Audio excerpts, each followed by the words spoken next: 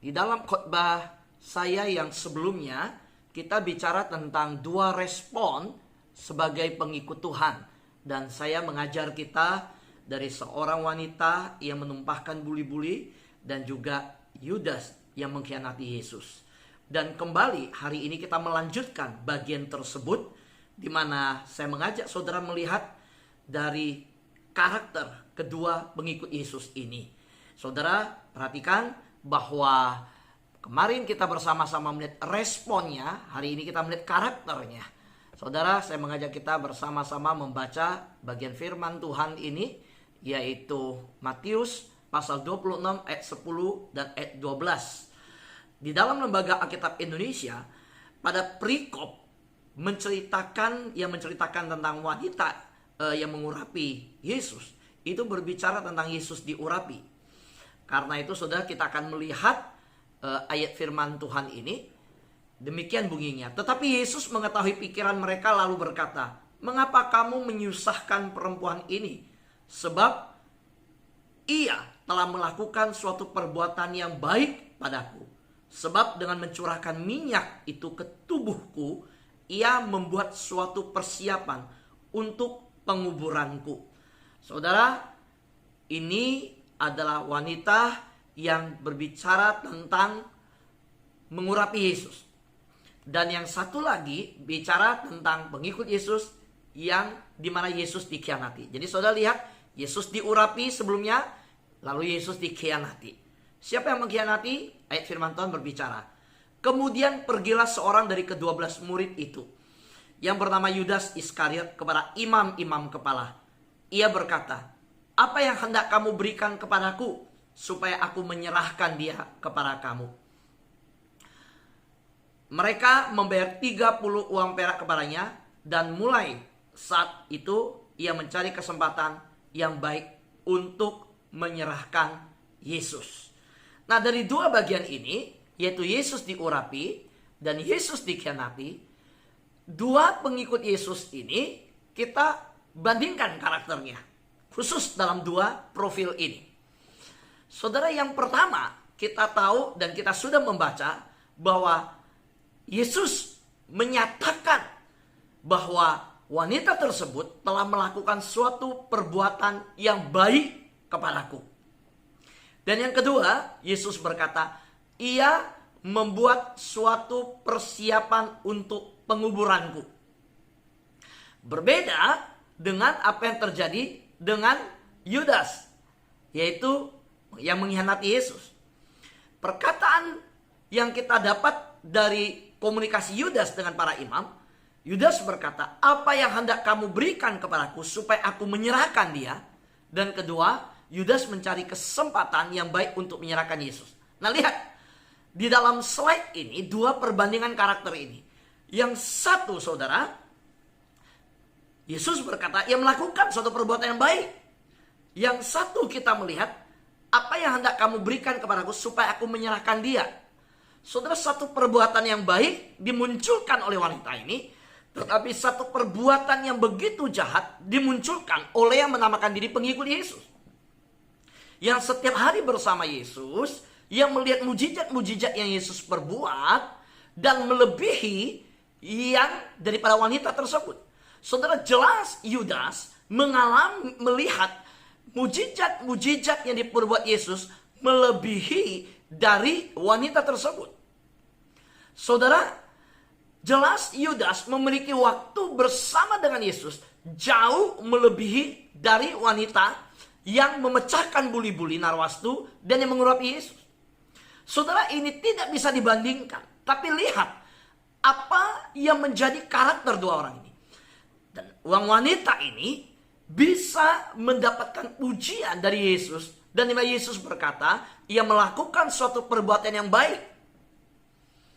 Tetapi justru saudara, Yudas terus-menerus ditegur Yesus dari perbuatan jahat yang akan dilakukan.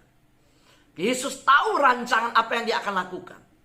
Dan Yudas justru terus berniat yang jahat terhadap Yesus. Nah, saudara, inilah karakter. Ini karakter. Jangan pernah berpikir seseorang yang percaya Yesus karakternya itu langsung seperti telapak tangan yang langsung dibalikkan. Enggak, saudara. Jujur, saudara, orang yang pemarah perlu terus ketika percaya Yesus, pemarahnya itu masih ada. Tapi makin hari dia makin berkurang. Makin hari makin berkurang. Dia mau dibentuk Tuhan apa enggak? Seorang yang orientasinya adalah uang seperti Yudas, jujur tidak langsung berubah. Dia mau diubah apa tidak karakternya, makin hari makin diubahkan oleh Tuhan. Jadi kalau saudara melihat ada orang percaya, kok dia bisa menipu ya di gereja? Kok bisa pinjem sana sini berbohong? Kok bisa melakukan hal yang seperti ini ya? Saudara, jangan heran. Karena Yudas pun yang 3,5 tahun ikut Tuhan. Saudara bisa melihat niat yang dia miliki begitu berbeda dengan wanita yang mengurapi Yesus. Karakter yang kedua kita lihat. Wanita ini membuat suatu persiapan untuk penguburan Yesus. Dia tahu, dia menangkap, dan dia bagaimana hatinya ingin melakukan yang terbaik. Beda dengan karakter Yudas. Justru mencari kesempatan untuk menyerahkan Yesus. Yang satu untuk mengungkapkan cinta kasihnya, mengerti apa yang dilakukan untuk Yesus, memberi yang terbaik. Yang satu justru mencari kesempatan menjual Yesus. Ini dua karakter pengikut Yesus yang berbeda. Nah, saudara kalau berkata, kok udah lama ikut Tuhan masih begitu ya? Jangan heran saudara, lihat aja di slide ini perbedaannya. Jangan heran kalau melihat orang Kristen, kok udah lama ikut Tuhan gak berubah-berubah. Jangan heran, Yudas saja 3,5 tahun seperti ini lakukan. Kalau dilihat dibanding wanita tersebut, jauh berbeda. Wanita itu cuma melihat Yesus melakukan mujizat satu kali untuk hidupnya, dosanya diampuni. Soalnya di Alkitab ada dua wanita yang menjelang kematian Yesus melakukan pengurapan. Yang satu wanita tidak disebut namanya, kemungkinan ditebak oleh Maria Magdalena. Yang satu lagi juga adalah wanita. Dua orang ini diperkirakan melakukan hal itu. Jadi saudara jangan bingung, dalam Alkitab ada dua pengurapan menjelang kematian Yesus dilakukan oleh wanita. Saudara, yang satu adalah wanita yang dimana adalah keluarganya Marta, keluarganya Lazarus. Nah, saudara, saya mengajak kita melihat dua karakter pengikut Yesus ini di dalam kesimpulan yang saya bisa bagikan dari ayat yang kita baca ini. Saya lihat yang Yesus diurapi dan ayat yang kita baca Yesus dikhianati. Kita melihat begini, pengikutnya ya yang Maria ini mengorbankan 300 dinar untuk guru. Sebaliknya saudara, pengikut yang satu Yudas yang mengorbankan guru untuk mendapatkan 300 keping perak. Saya ulangi, lihat perbedaan karakter yang tajam. Pengikut yang mengorbankan 300 dinar untuk guru, dan yang satu pengikut yang mengorbankan guru untuk mendapatkan 30 keping perak. Oke, saudara nangkep di sini? Boleh lambaikan tangan yang mengerti? Boleh? Saudara perhatikan. So, dua karakter ini sangat mengejutkan. Saudara, ada banyak hari-hari ini kita bisa melihat dalam proses kita percaya kepada Tuhan, dalam pengalaman kita menjadi orang Kristen. Ada jemaat, ada pengikut yang mengorbankan diri, mengorbankan harta, mengorbankan waktu, mengorbankan perasaan dalam mengikut Yesus. Tapi ada model pengikut Yesus yang mengorbankan perasaan orang lain, yang mengorbankan waktu lain, yang mengorbankan uang orang lain, yang mengorbankan tenaga orang lain. Dia sendiri gak pernah gerak, tapi dia suruh orang gerak. Ingat ya, pemimpin gak bisa hanya suruh orang, sendiri gak jadi contoh, gak bisa. Saudara, dua pengikut mana yang saudara mau di hadapan Tuhan, dilihat oleh Tuhan? Saudara, kita mau dinilai seperti apa? Saudara tahu, ada pengikut yang Tuhan akhirnya berkata, mari hambaku yang setia masuk dalam kerajaanku, nikmati bersama-sama aku kerajaan yang kuberikan kepadamu. Mari masuk. Ada yang Yesus katakan di dalam cerita-cerita bahwa ada hamba yang jahat yang ditolak.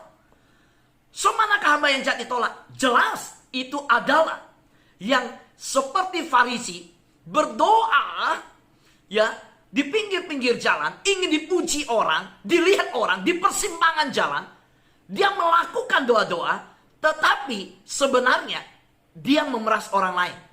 Dia cuma menampilkan fisik penyembahan kelihatan di luar, tapi yang dia lakukan bukan dari diri dia, dari orang lain.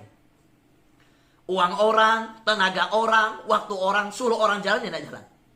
Saudara, ada dua model pengikut. Pengikut yang mengorbankan 300 dinar untuk ikut Tuhan. Artinya pengikut yang merelakan waktu, perasaannya, dirinya.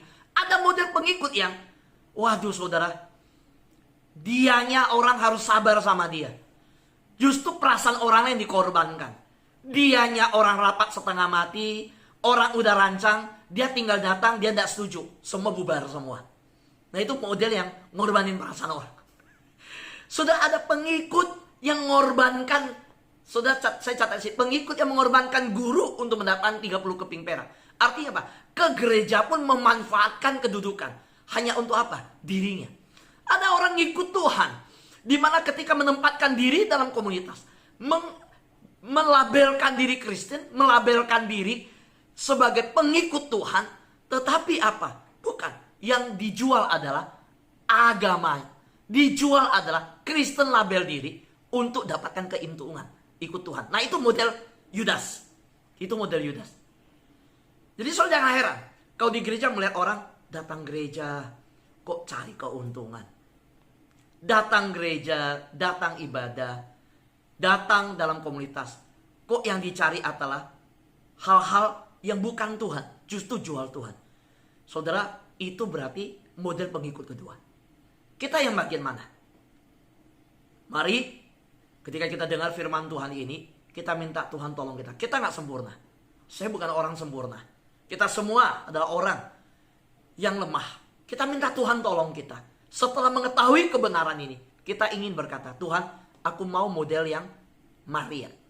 Saudara, dua karakter pengikut Tuhan. Yang satu pengikut yang mencari kesempatan untuk menghormati kematian guru. Yang satu pengikut yang mencari kesempatan mempercepat kematian guru. Saudara lihat, wanita yang memecahkan buli-buli. Yesus berkata, dia menghormati kematianku. Dia mempersiapkan. Dalam arti dia tahu yang terbaik yang dilakukan. Dia tahu aku akan mati. Dan dia tahu ini momen penting. Dia tidak ada kesempatan. Dia akan pakai kesempatan ini untuk menghormati aku. Tetapi yang satu, saudara, pengikut yang satu Yudas, justru mencari kesempatan untuk mempercepat kematian gurunya. Berbeda. Saudara, sahabat-sahabat semua, kita punya anak juga berbeda-beda karakter.